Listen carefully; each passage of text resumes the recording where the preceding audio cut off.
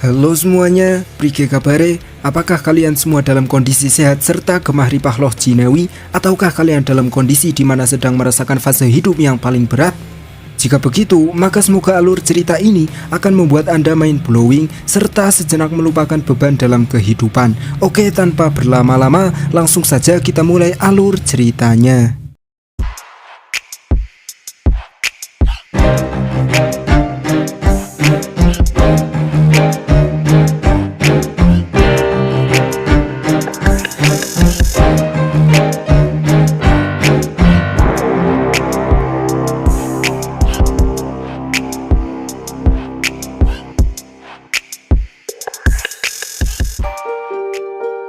Kisah berawal pada waktu itu, tepat pada tahun baru, di mana ada sekelompok orang yang sedang merayakan tahun baru tersebut di sebuah hotel. Mereka berpesta berhura-hura menghabiskan gaji mereka hanya untuk menikmati serabi lembit. Lalu tiba-tiba mereka semua kaget saat kembang api mulai diledakkan pada pukul 00.00. Karena entah dari mana, ada orang yang menembaki mereka. Satu persatu orang yang ikut pesta itu pun dibunuh sniper misterius.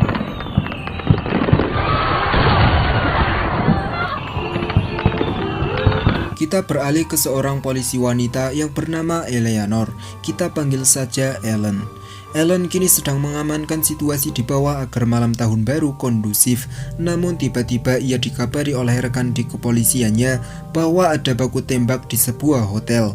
Dengan segera ia pun menuju ke sana. Sesampainya di sana, ia dan polisi lain langsung menyelidiki dari arah mana tembakan itu. Dengan alat yang sangat canggih, mereka pun tak membutuhkan waktu yang lama untuk mengetahui dari mana asal tembakan itu. Ya, dan laser itu ternyata mengarah ke sebuah gedung. Begitu juga laser yang berada di tempat lain. Kini asal tembakan itu pun sudah akurat. Mereka pun bersiap-siap menyergap tempat itu. Namun baru saja diamati, tiba-tiba lokasi itu sudah diledakkan oleh si penembak. Dengan segera Ellen dan polisi lain berusaha ke tempat itu.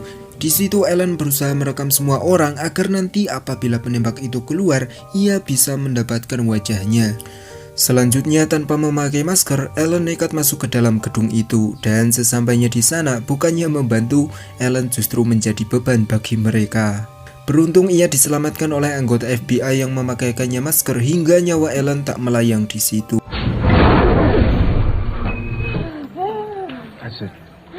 Lalu datanglah salah satu ketua FBI yang menyelidiki penyelidikan itu. Ia bernama Lamarck. Di situ ia coba membaca situasi di hotel yang sudah remuk itu. Namun tiba-tiba ini yang terjadi. Ya, ternyata itu cuma kembang api. Lalu mereka pun memastikan bahwa semuanya sudah aman terkendali dan penembak jitu itu juga pasti sudah kabur jauh dari mereka hingga mereka pun pulang ke rumah masing-masing termasuk Ellen. Di esok harinya ketua FBI pun memulai rapat. Ia mengatakan bahwa ada 29 korban serta tak ditemukan selongsong peluru satupun. Juga tak ada jejak tersangka serta tak ada satupun yang tahu siapa tersangkanya. Lalu kali ini karena tugas itu sangat berat, FBI akan membantu para polisi untuk menemukan penembak jitu itu. Terlihat Ellen juga menghadiri rapat itu. Ia dengan seksama mendengarkan apa yang disampaikan oleh Lamarck. Setelah sekian lama Lamarck memberikan motivasi, akhirnya ia mengakhiri rapat itu. Lalu ia tak sengaja mendengar ucapan Ellen yang mengatakan tentang opininya mengenai penembak jitu itu. Ellen pun diajak ngobrol oleh Lamarck. Di situ Lamarck menyuruh Ellen untuk melanjutkan opininya mengenai penembak jitu. Ellen pun mengatakan bahwa suatu saat penembak jitu itu akan melakukannya lagi. Jika tidak, maka dia tidak akan membunuh 29 orang yang tidak bersalah. Mendengar ucapan tersebut, seketika Lamarck terkesima dan tertarik dengan Ellen. Lalu ia bertanya pada Ellen, mengapa si penembak tidak menembak 50 orang? Ellen pun menjawab, ibarat ketika sedang makan, jika kita sudah kenyang, maka kita akan berhenti makan. Kini Lamarck pun makin tertarik dengan Ellen. Singkat cerita, malam hari sudah tiba dan Ellen pun pulang ke rumahnya. Seperti biasa, Ellen pun berak terlebih dahulu sebelum tidur agar tidak mengganggu tidurnya. Dan singkat cerita, di esok paginya ia mendapatkan telepon dari kantor bahwa ia disuruh menemui Lamarck di suatu kafe. Dengan segera ia pun langsung berangkat. Sesampainya di kafe, karena tak mau mengganggu Lamarck, ia pun menepi terlebih dahulu. Di situ Lamarck didesak oleh detektif itu. Jika Lamarck tidak menemukannya dalam jangka dekat, maka tugas itu akan dialihkan kepadanya. Lamarck pun berjanji bahwa ia akan menemukan penembak jitu dalam jangka dekat. Setelahnya detektif itu pun pergi. Lalu Lamarck mengatakan alasannya mengundang Ellen. Ini soal apa yang dikatakan Ellen kemarin. Lamarck setuju dengan asumsinya Ellen. Ia menduga jika Ellen berbakat menjadi detektif yang handal, serta mungkin Ellen sama kacaunya dengan penembak jitu, makanya Ellen berasumsi seperti kemarin pada si penembak. Kemudian datanglah seorang pria yang bernama Mac. Dia bukan seorang polisi, namun mempunyai naluri dan kecerdasan di atas rata-rata. Di situ Lamarck mengatakan bahwa Ellen dan Mark akan ikut menjadi bagian timnya, karena Lamarck butuh orang cerdas dan bisa dipercaya. Lamarck berharap mereka berdua tidak mengecewakan Lamarck. Kemudian mereka bertiga menghadiri sebuah rapat. Di situ para detektif sudah mendapatkan sedikit informasi mengenai senjata apa yang digunakan oleh si penembak jitu. Seorang detektif yang bernama Chang mengatakan bahwa senjata itu sudah tua, digunakan sejak tahun 75-an. Kemudian senjata itu masih digunakan sampai sekarang melalui distribusi ilegal dan dijual secara ilegal. Mendengar itu semua, mereka pun mulai dengan tugasnya masing-masing. Kemudian mereka bertiga datang ke lokasi di mana 29 mayat kini belum dikuburkan. Mereka mencoba mengidentifikasi setiap korban. Di situ korban selalu tertembak satu peluru. Setiap korban selalu tertembak di bagian leher, dada, dan wajahnya. Lamarck berasumsi bahwa ia pasti sniper handal atau mungkin mantan militer. Sedang fokus-fokusnya mengamati korban, mereka dikejutkan oleh kabar bahwa si penembak jitu sudah ditemukan dan sedang digerebek. Dengan segera mereka bertiga pun ke sana. Lamarck seakan-akan tak percaya jika itu memang benar-benar si penembak jitu. Seorang FBI yang bernama Frank menjelaskan bahwa dia seorang remaja yang saat tahun baru membawa senjata milik pamannya. Pria itu juga menelepon para FBI dan mengatakan akan membunuh semua orang. Lamarck pun ragu dan mencoba menghentikan Frank, namun ia tak bisa karena Lamarck dan Frank adalah detektif yang mempunyai jabatan yang sama. Frank pun menyuruh para FBI masuk ke dalam.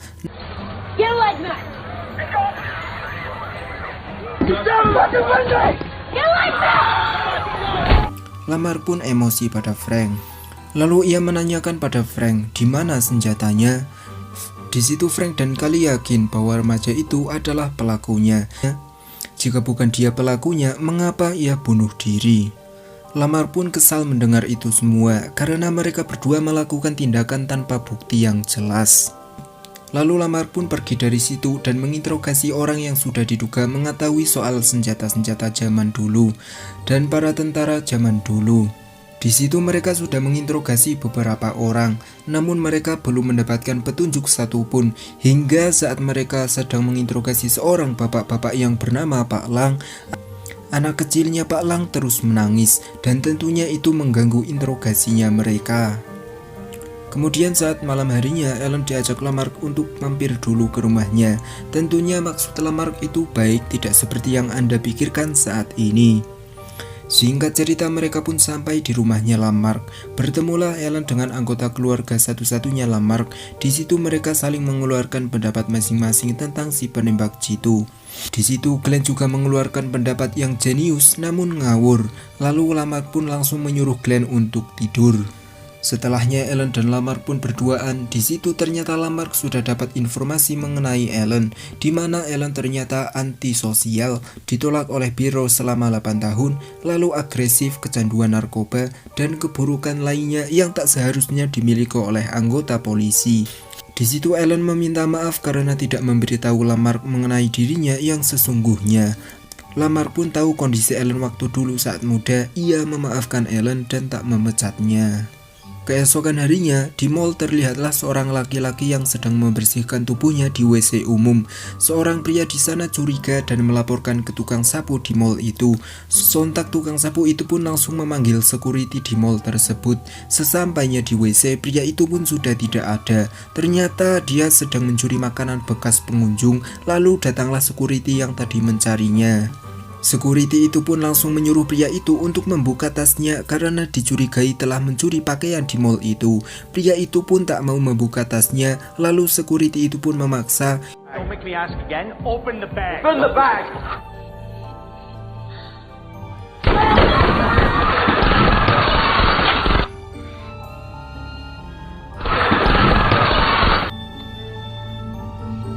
Di lain sisi kini Ellen sedang mencari tahu senjata yang digunakan oleh si penembak jitu ke toko senjata khusus senjata zaman dahulu.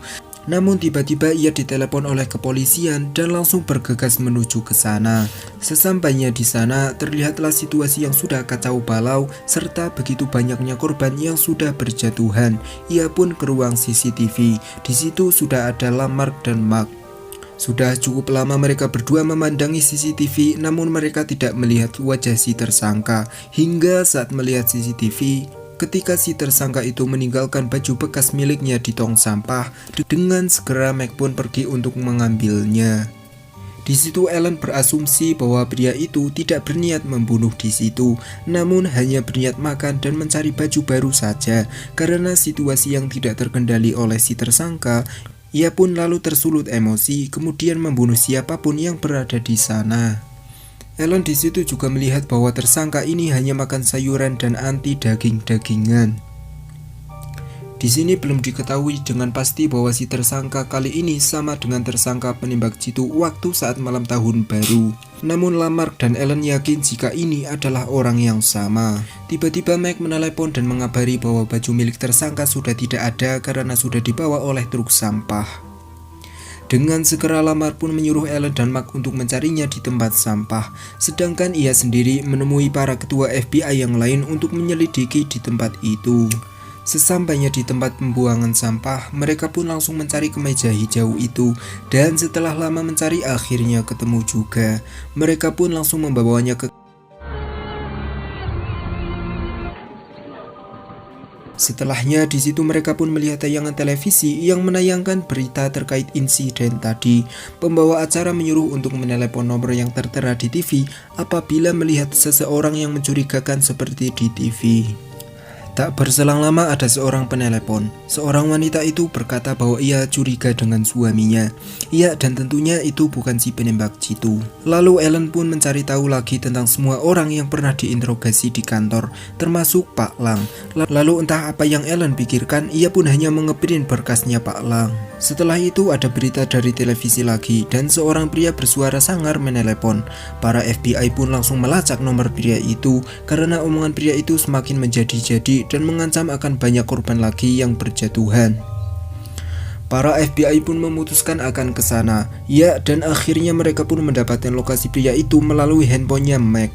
Dengan segera mereka pun ke sana, termasuk Lamarck dan Ellen yang menduga kalau itu bukan si penembak jitu. Singkat cerita, sampailah mereka di lokasi di mana ponsel itu berada. Lokasi itu mengarah kepada 4 pria yang sedang berbelanja di supermarket. Salah seorang detektif pun masuk untuk menyelidiki, termasuk Ellen dan Mark yang menyuruh para pengunjung lain agar keluar. Namun saat menyuruh pengunjung yang sudah tua renta, ia pun sangat sulit diajak berkompromi, hingga seorang penjahat itu pun curiga dengan Ellen dan langsung bersiap-siap menembaknya. Beruntung detektif lain masuk, namun sayang sekali karena ia harus tertembak oleh penjahat itu. Beruntung di luar para penembak jitu sudah bersiap hingga nyawa mereka. Sir, I need you to come with me. Come with me really quickly, please. Fuck you! I need you to drop the weapon. Seorang penjahat dibiarkan hidup agar bisa diinterogasi. Namun setelah diinterogasi, persis seperti dugaan Ellen dan Lamarck, yaitu penjahat itu tidak ada kaitannya dengan apa yang terjadi saat pada malam tahun baru. Esok harinya mereka semua yang terlibat dalam penyelidikan si penembak jitu, di situ mereka rapat dengan atasannya Lamarck. Di situ Lamarck di roasting oleh atasannya tersebut, dikarenakan sudah berhari-hari ia belum menemukan jejak si penembak jitu. Di situ ia juga meroasting Ellen mengenai masa lalunya Ellen yang kelam. Ia mengatakan itu berdasarkan informasi yang sudah tertulis. Alangkah sakit hatinya Ellen ketika di situ ia direndahkan, dikucilkan, dan serasa ingin mengenyah wanita itu. Lalu di situ Lamarck merasa direndahkan juga. Ia pun menyuruh ibu-ibu itu untuk memecat Ellen, Mark, dan dirinya. Apabila membuat ibu-ibu itu puas, sontak mereka bertiga pun dipecat dan kini mereka bertiga menjadi pengangguran sukses, tapi bukan isi dua. Setelah melampiaskan kekecewaan mereka dengan minum-minum di sebuah bar, kini mereka pun pulang ke rumah masing-masing, di mana Ellen masih teringat dengan kata-kata tajam dari wanita itu yang sangat menyentuh hatinya, hingga penyakit Ellen pun hampir kambuh. Penyakitnya Ellen dulu yaitu, di mana saat Ellen merasa kecewa terhadap dirinya sendiri, maka Ellen akan menyakiti dirinya sendiri. Namun alhamdulillahnya karena Ellen tak jadi menyakiti dirinya sendiri, dan ia pun memilih mandi malam.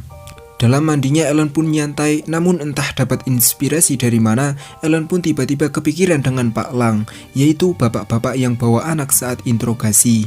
Ellen pun menuju ke rumahnya Pak Lang sendirian. Ellen menanyakan tentang ketika Pak Lang saat diinterogasi, yaitu bagaimana bisa Pak Lang bisa di dua waktu sekaligus. Kalau dia tak berbohong dan menyimpan sesuatu, maka Pak Lang tak mungkin bohong. Lalu datanglah istrinya yang mengatakan agar Pak Lang memberitahu yang sesungguhnya. Ellen pun semakin curiga hingga ia pun memanggil Lamarck ke rumah itu. Dan singkat cerita, setelah beberapa jam akhirnya Lamarck sampai. Pak Lang pun mulai bercerita bahwa dia memperkerjakan orang dari berbagai negara untuk menangani pekerjaannya Pak Lang, di mana Pak Lang ini adalah orang yang rakus. Ia mengambil semua jenis pekerjaan meskipun ia tak tahu skillnya, dan semua pekerjaan itu nantinya akan ia berikan pada orang yang datang dari berbagai negara, termasuk salah seorang pria yang tidak memakan sayuran seperti si penembak jitu.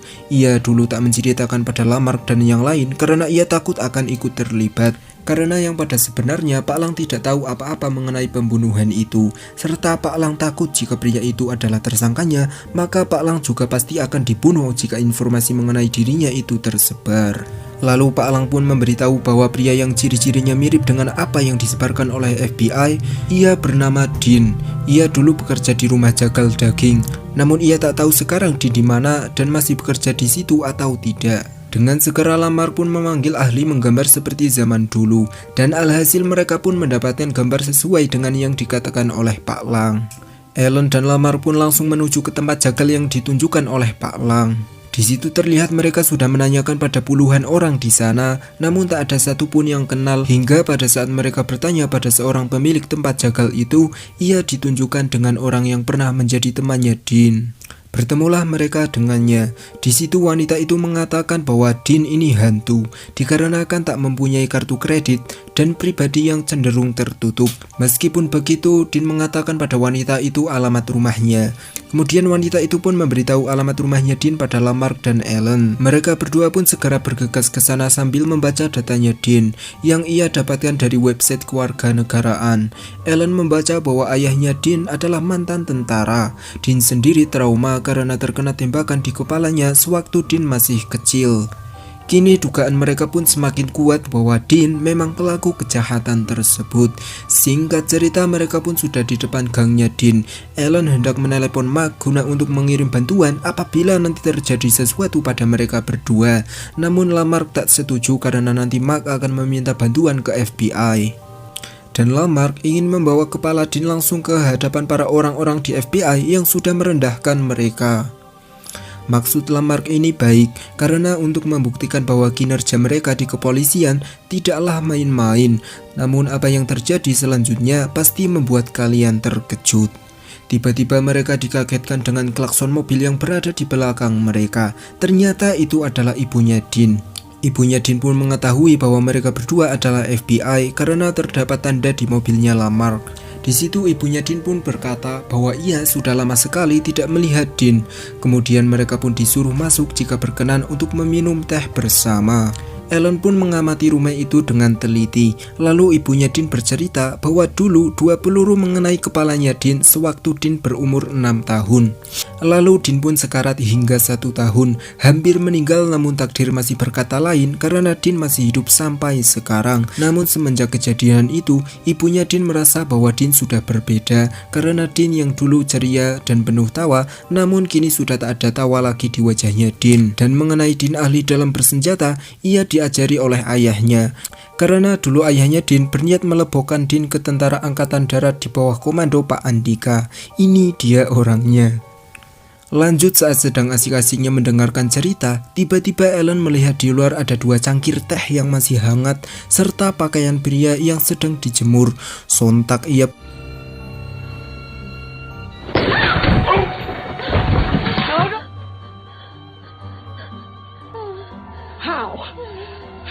Kini Lamar pun harus kehilangan nyawanya, dan sayang sekali ia tak bisa membuktikan keatasannya yang sombong itu, yang sudah merendahkan dirinya sewaktu di kantor.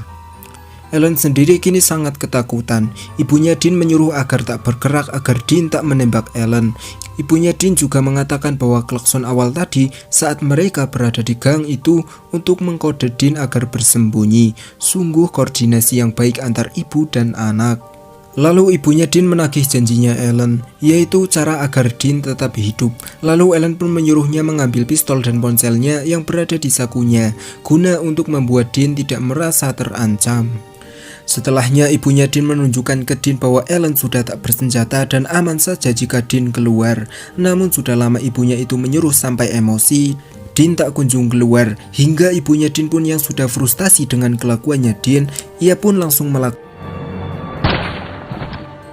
Melihat kejadian itu semua, Ellen pun ingin keluar, namun tentu ia tak bisa bergerak. Sedangkan Dean sendiri, ia akhirnya keluar dan langsung menemui Ellen yang masih ketakutan.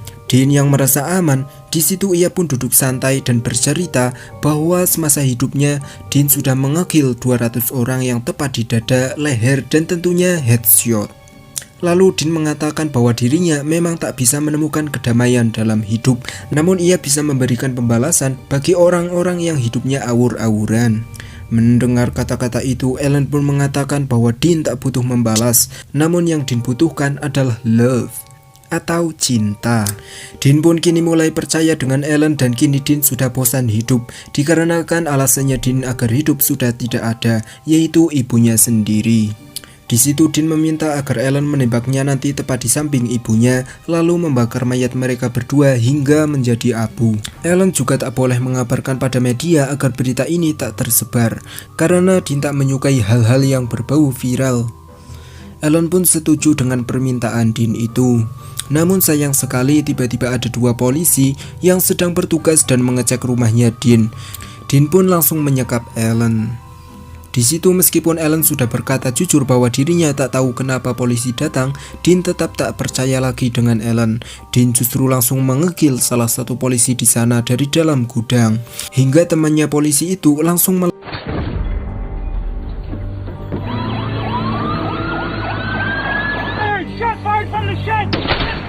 Tak lama kemudian datanglah puluhan polisi yang langsung mengepung gudang itu. Dean pun tak mau mati dengan cara itu, ia pun menyiapkan beberapa bom untuk membunuh mereka semua. Sebelum itu terjadi, Ellen coba menyadarkan Dean dan menyuruh agar tak membunuh mereka.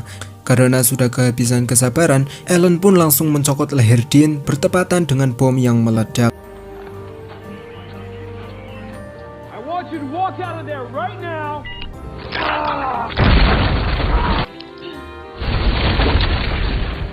Setelah para polisi itu tewas, Dean pun kabur, lalu Dean melarikan diri.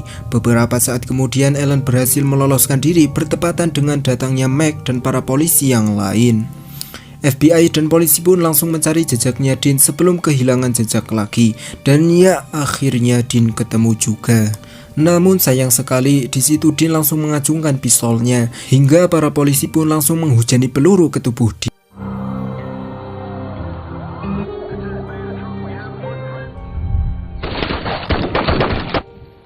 Esok harinya Ellen dipanggil oleh salah seorang pejabat tinggi di kota itu. Ellen ditawari pekerjaan sebagai analisis intelijen. Namun Ellen disuruh agar tak mengatakan yang sebenarnya bahwa Ellen yang menemukan Dean duluan, melainkan dialah sebagai pimpinan polisi yang menemukan keberadaan Dean lebih dulu. Di situ alangkah sakit hatinya Ellen mendengar hal tersebut. Ellen pun menyetujuinya dengan syarat ia dijadikan agen khusus dan semua uangnya Lamarck harus dikirim ke keluarganya Lamarck, serta Lamarck harus mendapatkan medali sebagai tanda penghargaan untuknya. Kedua petinggi polisi itu pun menyetujui permintaan Ellen. Ellen pun langsung menandatangani perjanjian itu meskipun ia melakukannya dengan tangis air mata. Oke, dan film pun tamat sudah. Ending yang sangat memilukan bagi Ellen karena setelah perjuangan serta kecerdasannya untuk menemukan tersangka, jasanya harus disembunyikan dari media sosial. Kecuali pada kalian yang menonton channel saya. Hehehe. Oke, jadi kesimpulannya dalam film ini adalah tetaplah berusaha, tetaplah berjuang, berpikir sebelum bertindak, serta jalanilah semuanya dengan ikhlas. Karena dengan keikhlasan, di situ kita akan menemukan kedamaian. This guy, this all goes away.